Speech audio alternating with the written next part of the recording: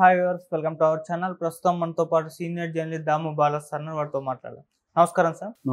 Sir, Jagan గారి పైన మొన్నే రాయి దాడి చూసాం. అయితే మరొక దాడికి కూడా ఆయన పైన ప్రయత్నం జరిగింది అని చెప్పేసి దాన్ని పోలీసులు భగ్నం చేశారని చెప్పేసి కొన్ని వార్తలు రావడం చూస్తున్నాం సార్. మరి ఇదే దాడి ఎవరు చేయడానికి ప్రయత్నించారు, మరి పోలీసులకు ఎలా దొరికి ఎలా ఆపారు సార్ దాన్ని?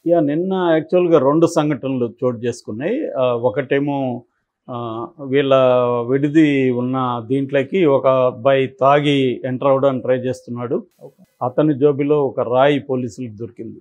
సో అతన్ని ఇప్పుడు విచారిస్తున్నారు. అతను కూడా అటాక్ చేయడానికే వచ్చాడా, లేకపోతే మందులో అతనికి ఏం తెలియదా అనేది, అంటే ఒక ప్లాన్తో వచ్చాడా, లేకపోతే తాగేసి అతనికి ఏం తెలియని పరిస్థితుల్లో రాయి జోబులో పెట్టుకొని వచ్చాడా అనేసి విచారిస్తున్నారు. సో అది కరెక్ట్గా దాడి చేయడానికే వచ్చాడా లేదా అనేది ఇంకా తెలీదు. ఏదేమైనా అది ఆందోళన కలిగించే విషయమే. ఎందుకంటే ఆల్రెడీ సెక్యూరిటీ ఉన్నప్పుడు, మామూలుగా ఇప్పుడైతే జగన్కి ఇంకా సెక్యూరిటీ టైట్ చేశారు. నైట్ బస్ చేసే ఏరియాలో సిఐఎస్ఎఫ్ని కూడా పెట్టారు. ఇంతకుముందు ఆక్టోపస్ ఉండేది, ఇప్పుడు ఆక్టోపస్తో పాటు CISF, central industrial security force, దాన్ని కేంద్ర ప్రభుత్వం నియమించింది. అట్లాగే పోలీసులు, లోకల్ పోలీసులు కానీ ఆయనకి జడ్ సెక్యూరిటీ ఉంది కాబట్టి వాళ్ళందరూ కూడా చాలా అప్రమత్తంగా ఉన్నారు. ఏరియాస్ అంతా కార్డన్ ఆఫ్ చేయడం, 4-5 అంచెల భద్రతా వ్యవస్థను నెలకొల్పడం, ఇవన్నీ చేస్తున్నారు. ఇంత ఇదున్నా కూడా అబ్బాయి ఎలా వచ్చాడనేది ఒక ఆందోళన కలిగించే విషయం. రెండవ ఇన్సిడెంట్ ఏంటంటే, వీళ్ళ కాన్వాయ్ వెళ్తున్నప్పుడు వెనక నుంచి ఒక అతను బైక్తో వేగంగా వచ్చి ఆ కాన్వాయ్ని ఢీకొన్నాడని, ఆ అబ్బాయికి సీరియస్ గాయాలైనాయని చెప్తున్నారు. వెంటనే జగన్ అది తెలుసుకొని ఎమ్మెల్యే అబ్బాయి చౌదరి, ఏలూరు ఎంపీ అభ్యర్థి సునీల్ని అతనికి ఇమ్మీడియట్గా వైద్యం అందించమని పురమాయించాడని, వాళ్ళిద్దరూ బయటకు వచ్చి ట్రాఫిక్ని కంట్రోల్ చేయించి పోలీసుల దగ్గర వాళ్ళు ఏలూరు ఆశ్రమ హాస్పిటల్ అతని ట్రీట్మెంట్ ఇప్పిస్తున్నారని తెలుస్తుంది. అతనికి కొంత సివియర్ గాయాలు తగిలినట్టుగా కూడా చెప్తున్నారు. సో అతను మంచిగా మాట్లాడే పరిస్థితి వస్తే అతను ఎందుకు వచ్చాడు, యాక్సిడెంట్కి అయితే వచ్చే ఛాన్స్ తక్కువ. ఎందుకంటే సెక్యూరిటీ పోలీసులు ఉంటారు, అంత వేగంగా అప్పటికే వదిలేరు వెహికల్స్ని. బాగా దూరం వెళ్ళినాక కానీ వెహికల్స్ని రోడ్డుని ఆపేస్తుంటారు కదా, రోడ్ల వెహికల్స్ని. సో అబ్బాయి ఎక్కడి నుంచి వచ్చాడు, అది ఎలా సాధ్యమైంది, రేపొద్దున అతను అంత దగ్గరికి కాన్వాయ్ని ఢీకొన్నాడంటే అక్కడ ఏ బాంబో వేయచ్చు కదా, ఏ గ్రెనేడో బాంబో విసిరే అవకాశం ఉంటుంది. సో ఈ మొత్తం ఇన్సిడెంట్స్ అంతా వరుసగా చూస్తుంటే సెక్యూరిటీ ల్యాబ్స్ క్లియర్ కనబడుతుంది.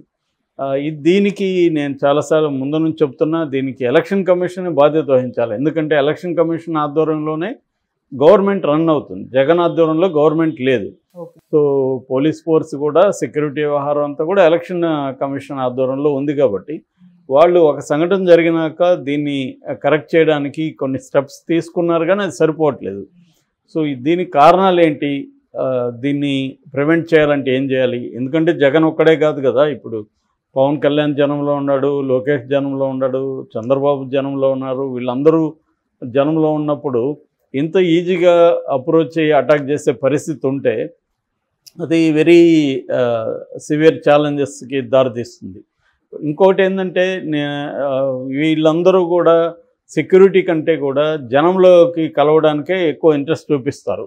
ఎందుకంటే ఎలక్షన్ టైంలో ప్రజలతో ఎంత దగ్గరగా వెళ్తే అంత మంచిదనేది ప్రతి రాజకీయ నాయకుడు అనుకుంటాడు. మనం చూస్తున్నాం కదా, వాళ్ళ ఇళ్ళలోకి వెళ్ళడం, కాపీలు పెట్టడం, టీలు పెట్టడం, బజ్జీలు వేయడం, రకరకాల విన్యాసాలు రాజకీయ నాయకులు చేస్తారు. సో ఇలాగ చేయాలంటే సెక్యూరిటీ కష్టం వాళ్ళకి. అంత సెక్యూరిటీ ఇవ్వడానికి పోలీస్ ఫోర్స్ కూడా సరిపోదు కదా. సో పోలీస్ ఫోర్సు, అప్పటికి పారామిలిటరీ ఫోర్సెస్, అనేక రకాల సెక్యూరిటీ ఫోర్సెస్ ఇస్తున్నారు. రిజర్వ్ పోలీసు మొత్తం రంగంలోకి దించినా కూడా సరిపోదు ఎలక్షన్కి. ఎందుకంటే దేశవ్యాప్తంగా జరుగుతుంది కాబట్టి వేరే రాష్ట్రం తెప్పించుకోవడం కూడా కష్టమవుతుంది.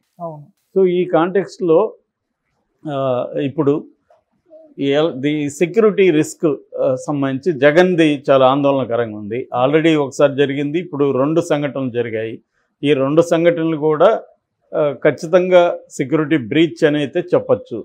అంటే వాళ్ళు ఈ బైక్ అతను అయితే నిజంగానే అతను ఏదన్నా ఉద్దేశంతో వచ్చి ఢీకొన్నాడా, లేకపోతే పొరపాటు అయితే కూడా అతను ఎలా అంత స్పీడ్గా వదిలారు, ఇవన్నీ ప్రశ్నలు. దీనికి బాధ్యత వహించాల్సింది పోలీసులే వహించాలి. సో వాళ్ళైతే ఇంకా ఏం స్టేట్మెంట్లు ఇవ్వలేదు. ఇవన్నీ కూడా ఏంటంటే లోకల్గా అక్కడ ఉన్న జర్నలిస్టులు వాళ్ళు రాస్తే అది స్ప్రెడ్ అవుతుంది తప్ప అఫీషియల్గా పోలీస్ స్టేట్మెంట్లు ఇవ్వాల్సిన అవసరం ఉంది. వాళ్ళు ఫస్ట్ వచ్చి ఎలక్షన్ కమిషన్ నివేదిక సబ్మిట్ చేస్తారు. ఎలక్షన్ కమిషన్ నివేదిక చూసిన తర్వాత ఎలక్షన్ కమిషన్ తగిన ఇన్స్ట్రక్షన్స్ ఇస్తుందన్నమాట. ఇప్పుడు ఏమైందంటే ఆంధ్రప్రదేశ్లో ఎలక్షన్ కమిషన్ కూడా చాలా బర్డన్ ఎక్కువైంది.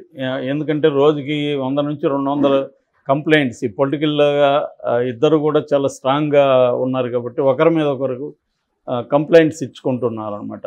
రోజుకి 100 నుంచి 200 అవన్నీ పరిశీలించాలి, వాళ్ళకి రిప్లైలు ఇవ్వాలి, నోటీసులు ఇవ్వాలి, మళ్ళీ వాళ్ళ రిప్లైలు చూడాలి, ఇంకొన్ని విషయాల్ని కేంద్ర కమిషన్కి తీసుకెళ్ళాలి. సో ఇది చాలా పెద్ద బర్డన్ అవుతూ ఉంది. అందుకని మనం అనుకున్నంత ఈజీగా గ్రౌండ్లో సిచ్యువేషన్ ఉండదు. సో అక్కడ చాలా డిఫికల్ట్గానే ఉంటుంది. ఎందుకంటే ఇప్పుడు అందరూ జనంలోకి వెళ్తూ ఉన్నారు కాబట్టి అందరికీ సెక్యూరిటీ ప్రొవైడ్ చేయడం అనేది హెర్క్యులియన్ టాస్క్, అది అంత ఈజీ కాదు. సో వీళ్ళు ఏంటంటే ఇప్పుడు జగన్ కూడా ఏ రకంగానూ వీళ్ళు చెప్పింది ఫాలో కావట్లేదని చెప్తున్నారు. దాన్ని వైసీపీ ఏమో మా వాడికి చాలా ధైర్యము, పులిరా అది ఇదని వాళ్ళు పాటలు వేసుకుంటున్నారు. కానీ మామూలుగా మనం ఆలోచించాల్సిన జగన్ ఇంకొకటి అనేది కాదు, ఒక ముఖ్యమంత్రిగా చూసుకున్నప్పుడు ఆ ముఖ్యమంత్రికి సెక్యూరిటీ అనేది వెరీ ఇంపార్టెంట్. సో ఆ రకంగా ముఖ్యమంత్రి సెక్యూరిటీ అనేది, ఆయన ఇంకా ముఖ్యమంత్రినే కదా, సో అందుకని దానికి తగిన సెక్యూరిటీ అనేది ఇంపార్టెంట్. అది లేకుండా తను కూడా ఏంటంటే ఇన్ని 5 ఏళ్ళుగా పరదాల మధ్య ఇంకొక మధ్య ఉన్నాడు, తిరుగుతున్నాడని తన మీద తీవ్రమైన విమర్శలు వచ్చాయి. సో అంతకుముందంతా తను అసెంబ్లీకి కూడా పోకుండా జనంలోనే ఉన్నాడు, పాదయాత్రలో చేస్తున్నాడు. అందువల్ల జనానికి దూరం అయ్యాడని ఫీలింగ్ వచ్చింది. ఇక్కడ కూడా మనకి తెలంగాణలో చూసినప్పుడు కూడా కేసీఆర్ జనంకు దూరం అయ్యాడు, అసలు ప్రజాప్రతినిధులకు కూడా అపాయింట్మెంట్లు ఇవ్వట్లేదన్న విమర్శలు వచ్చాయి. సో ఆ ఎఫెక్ట్ కూడా ఇక్కడ తెలంగాణ ఎన్నికల రిజల్ట్ మీద పడింది. అందుకని జగన్ అక్కడ హుషారయ్యి ఏం చేస్తున్నాడంటే మ్యాక్సిమం జనంలో ఉండడానికి ట్రై చేస్తున్నాడు. వాళ్ళతో ఫోటోలు దిగడం, వాళ్ళకి ఏదో కార్యక్రమాలు చేయడం. నిన్న కూడా ఎవరో వచ్చి అక్షరాభ్యాసం చేయించారు జగన్ ద్వారా బాబుకి.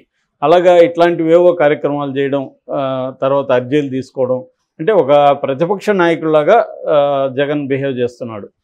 సో అది అతనికి ప్లస్ అయ్యే అవకాశాలు ఉంది. ఎందుకంటే జనం అంతా కూడా అతను ఓన్ చేసుకునే అవకాశం ఉంది. ముఖ్యమంత్రి మనకు దూరంగా ఉన్నాడని కాకుండా జగన్ మనకు దగ్గరగా ఉంటాడు అన్న ఫీలింగ్ క్రియేట్ అయ్యే అవకాశం ఉంది. దాని ఎఫెక్ట్ ఎంత ఉండదు తెలియకపోయినా ఎంతో కొంత అయితే అది బెటర్గా ఉంటుంది. వీళ్ళు దానంతా కూడా ఆ విజువల్స్ని, ఆ వీడియోస్ని, వీటన్నిటిని కూడా విపరీతంగా వైసీపీ సోషల్ మీడియా స్ప్రెడ్ చేస్తుంది. సో ఈ కాంటెక్స్ట్లో భద్రత మాత్రం చాలా రిస్కే జగన్కి కూడా. ఎందుకంటే ఇంకా 20 రోజుల పైన ఉంది ఎలక్షన్లు. ఈ లోపల ఏదైనా జరగరాని జరిగితే మాత్రం ఇబ్బందికరమే. అందుకని జగన్ కూడా ఏంటంటే ఇప్పటికీ ర్యాంప్ వాకులు వదిలిపెట్టలేదు. ఇప్పటికీ జనంతో పోయి ఫోటోలు, వీడియోలు, వాళ్ళతో మాట్లాడడం అన్నీ చేస్తున్నాడు. సో రెండోది పైన ఉన్నప్పుడు కూడా కొంత చీకటి పడినాక బస్సులోకి వెళ్ళమని కూడా వాళ్ళు చెప్పారు. అది నిన్నైతే చేసినట్టుగా అర్థమవుతుంది. ఎందుకంటే చీకట్లో ఎక్కడ రాళ్ళు పడతాయని తెలియదు. రాళ్లే కాదు, ఏమన్నా కూడా వేయచ్చు, కాల్పులు జరగచ్చు, ఏమన్నా జరగచ్చు కదా. ఇదంటే ఎవరో ఆకతాయిలు చేసినట్టుగా కనిపిస్తుంది ఇప్పటి వరకు. ఆ మైనర్స్ అంటే వాళ్ళకి అంత ఆర్గనైజ్డ్ ఫోర్స్ ఏం కాదు. ఏదో క్రిమినల్ చిన్న కూలి పనులు చేసుకుంటూ చిన్న నేరాలు చేస్తున్న కురవల్లాగా కనిపిస్తుంది.